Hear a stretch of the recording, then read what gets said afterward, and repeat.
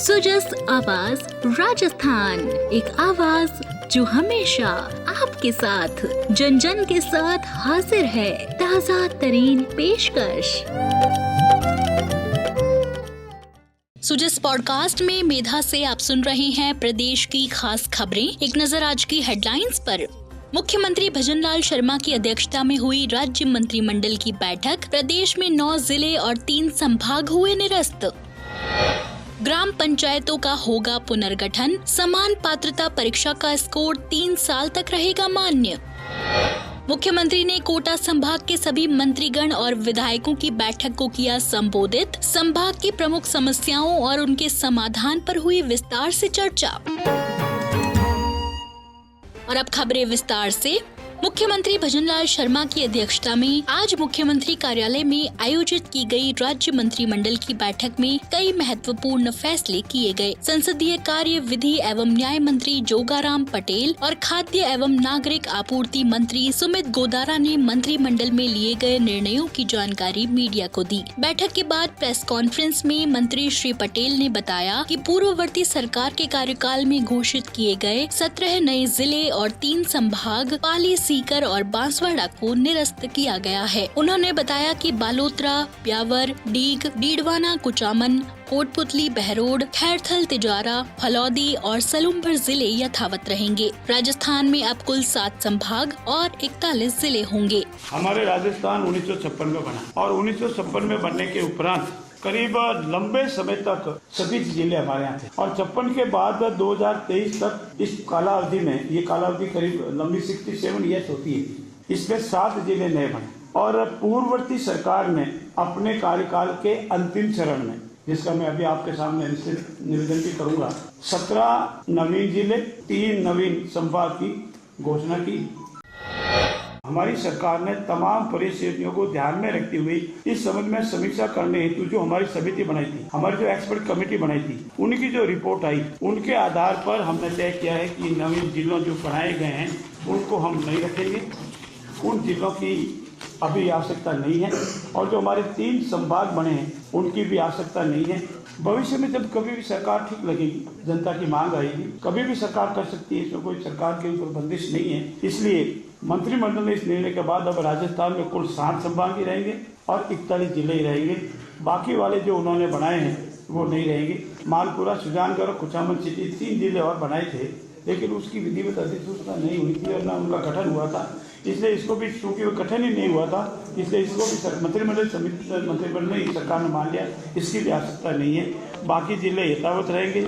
सरकार पूरा कोशिश करेगी कि हमारे जिले प्रशासनिक दृष्टि से सुदृढ़ता से कार्य करें, जनहित में कार्य करें, हमारी बजट घोषणा, सरकार की योजनाओं को जनता तक पहुंचावे और इसमें किसी तरह की कोई विवाद नहीं रहे। भविष्य में भी समय अनुकूल हम इस संबंध में और भी निर्णय लेंगे। ऐसी स्थिति में ये जो हमारा जिलों के पुनर्गठन का जो विषय था, वो आज इस समय मंत्रिमंडल समिति ने, हमारे मंत्रिमंडल में निर्णय लिया गया है कि नवीन जो जिले बने थे वो नहीं रहेंगे और जो 3 नए संभाग बने थे वो नहीं रहेंगे। 8 जिले रखे जा रहे हैं। 8 जिलों में ये अपने हैं: बालोतरा, ब्यावर, डीग, डीडवाना, कुचामन, कोटपुतली, बहरोड 5, खैरथल, तिजारा 6, फलौदी 7 और सलूमभर 8। ये 8 जिले यथावत रहेंगे। बैठक में खाद्य एवं नागरिक आपूर्ति मंत्री सुमित गोदारा ने समान पात्रता परीक्षा यानी CET का स्कोर 1 की जगह 3 साल तक मान्य रखने पर हुए फैसले के बारे में अवगत कराया। कॉमन एलिजिबिलिटी टेस्ट है, उसमें जो हर वर्ष करानी होती है उसके बजाय 3 वर्ष के लिए उसकी वैधता होगी, ताकि जो व्यक्ति एक बार नहीं, उसको कि इससे बार बार एक तो लोड भी पड़ता है और बार बार विद्यार्थी पे भी प्रभाव पड़ता है, उसमें सिर्फ एक बार वो एलिजिबल टेस्ट दे सकता है और यदि उससे लग रहा है और सुधार करना है तो उसमें भी वो दे सकता है। संसदीय कार्य, विधि एवं न्याय मंत्री जोगाराम पटेल ने मीडिया से बातचीत में कहा कि प्रदेश में पंचायत समितियों और जिला परिषदों का पुनर्गठन होगा। वहीं खाद्य एवं नागरिक आपूर्ति मंत्री ने बताया कि खाद्य सुरक्षा योजना में 3 महीने के लिए विशेष अभियान चलाकर नए नाम जोड़े जाएंगे। आज 2 बड़े निर्णय आदरणीय यशस्वी मुख्यमंत्री भजनलाल जी की कैबिनेट में लिए गए। पहला निर्णय लिया गया है कि हमारी जो ग्राम पंचायतें हैं इनका भी हम पुनर्गठन करेंगे। ग्राम पंचायतें, पंचायत समितियां और जिला परिषद और इनके पुनर्गठन के लिए जो मोटे मोटे तौर पर जो आधार रखे गए वो आधार पहले थे उससे बढ़ा करके राजस्थान को सामान्यतः 3 हिस्सों में बांटा जाता है। एक सामान्य जिले हैं, एक मरुस्थलीय जिले हैं और एक जो हमारे आदिवासी जिले हैं जिसको हम शहरिया भी कहते हैं, पिछड़े जिले भी कहते हैं, जो भी नाम दें, तो वो जिले रखे। तो हमारे सामान्य जो है वो जनसंख्या 2019 में 4000 थी और अधिकतम 6500 थी और इसमें अब हमने 4000 की जगह 3000 कर दिया है और 6500 की जगह 5500 कर दिया। और जो हमारे दूसरे जिले हैं सामान्य जिलों के अलावा वहाँ न्यूनतम जनसंख्या 2000 और अधिकतम जनसंख्या 4000 और इसी तरह हमारे जो 3000 की जो सामान्य संख्या है उस पर 7 वार्ड बनेंगे और अगर 1000 जनसंख्या बढ़ती है तो प्रत्येक 1000 पर 2 या उससे अधिक वार्ड बनेंगे। ये सामान्य प्रक्रिया के तहत रखी है। और जहाँ तक हमारे जिला परिषद का विषय है 4 लाख पर एक जिला परिषद है और 1 लाख या उससे अधिक बढ़ने पर 2 अतिरिक्त वार्ड बढ़ सकेंगे। ये सामान्य प्रक्रिया में पंचायतों के पुनर्गठन की अधिसूचना नियमानुसार जारी होगी। उसको पहला था कैबिनेट में कई निर्णय लिए गए। सबसे पहले अनेक विषय लिए गए जिसमें खाद्य सुरक्षा विभाग, जिसमें विभाग मैं भी देखता हूं, तो उसमें खाद्य सुरक्षा योजना में जो लाभार्थी हैं अभी हमारे पास लगभग 10 लाख के आसपास वैकेंट फीस है, तो उसमें नए नाम जोड़ने का मुख्यमंत्री जी का निर्देश रहा और साथ में जो लाभार्थी जिन्होंने ई-केवाईसी 31 दिसंबर तक नहीं कराई उनके नाम एविडेंस में रखकर के डिलीशन पे रखकर ताकि वो जो वापिस जुड़ना चाहिए 3 महीने का समय लिया ताकि जुड़े, ताकि जो बाकी वंचित रहे उनको जोड़ा जा सके। इसी क्रम में मुख्यमंत्री भजनलाल शर्मा ने आज मुख्यमंत्री निवास पर कोटा संभाग के सभी मंत्रीगण और विधायकों के साथ बैठक ली। इस अवसर पर क्षेत्र के विकास कार्यों, जन कल्याणकारी योजनाओं की प्रगति और आगामी परियोजनाओं पर विस्तार से चर्चा की गई। साथ ही संभाग की प्रमुख समस्याओं और उनके समाधान पर भी गहन विचार विमर्श किया गया।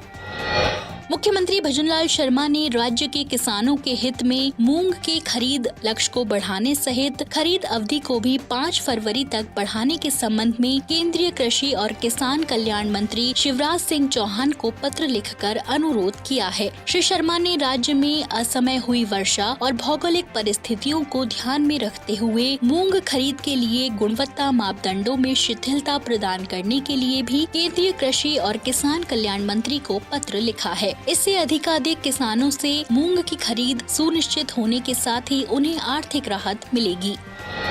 बढ़ते हैं आगे। राजस्थान लोक सेवा आयोग द्वारा वर्ष 2025 के जनवरी से दिसंबर माह तक आयोजित होने वाली विभिन्न प्रतियोगी परीक्षाओं का प्रस्तावित कार्यक्रम जारी किया गया है। कार्यक्रम के अनुसार जनवरी से दिसंबर माह तक 31 भर्तियों के अंतर्गत कुल 162 परीक्षाओं का आयोजन किया जाएगा। इसमें आयोग द्वारा 210 प्रश्न पत्रों की परीक्षाओं का आयोजन 80 दिनों में किया जाएगा। आयोग की परीक्षाओं के संदर्भ में विगत समय से अभ्यर्थियों की अपेक्षा रही है कि संघ लोक सेवा आयोग की भांति राजस्थान लोक सेवा आयोग द्वारा भर्ती परीक्षाओं का कैलेंडर जारी किया जाए ताकि परीक्षार्थियों को परीक्षा की तैयारी के लिए समुचित समय मिल सके। इसके दृष्टिगत आयोग द्वारा परीक्षा की प्रस्तावित परीक्षा दिनांक विज्ञापन के साथ अथवा कुछ समय के बाद ही जारी करते हुए नियत कार्यक्रम परीक्षाओं के आयोजन का प्रयास किया जा रहा है। इसी क्रम में आयोग द्वारा वर्ष 2025 में प्रस्तावित परीक्षाओं के कार्यक्रम में 10 भर्ती परीक्षाओं की पूर्व में प्रस्तावित दिनांक में संशोधन और 7 अन्य भर्ती परीक्षाओं की प्रस्तावित परीक्षा तिथि को सम्मिलित किया गया है। आपको बता दें कि इन सभी परीक्षाओं का विस्तृत कार्यक्रम यथा समय जारी कर दिया जाएगा। और चलते चलते प्रदेश की गौशालाओं और डेयरियों में संधारित गौवंश के शीतकालीन स्वास्थ्य और सामान्य प्रबंधन के लिए गोपालन विभाग ने एडवाइजरी जारी की है। पशुपालन, गोपालन और डेयरी सचिव डॉक्टर समीर शर्मा ने दिशा निर्देश जारी करते हुए कहा कि राजस्थान के शुष्क, मरुस्थलीय, मैदानी और पठारी क्षेत्रों में अत्यधिक ठंडे तापमान, कम आर्द्रता और सीमित वनस्पति के कारण कठोर सर्दी पड़ती है। इस अवधि के दौरान गौवंश के उचित वैज्ञानिक प्रबंधन से उनके स्वास्थ्य, उत्पादकता और अस्तित्व को सुनिश्चित करने के लिए विशेष ध्यान देने की आवश्यकता होती है। इसीलिए तीक्ष्ण सर्दी, पाला और शीतलहर की स्थिति को देखते हुए गोपालन विभाग गौवंश के लिए शीत ऋतु में प्रबंधन के लिए दिशा निर्देश जारी करता है। तो आज के सुजस पॉडकास्ट में इतना ही। मेधा को दीजिए इजाजत। कल फिर होगी आपसे मुलाकात। तब तक के लिए नमस्कार।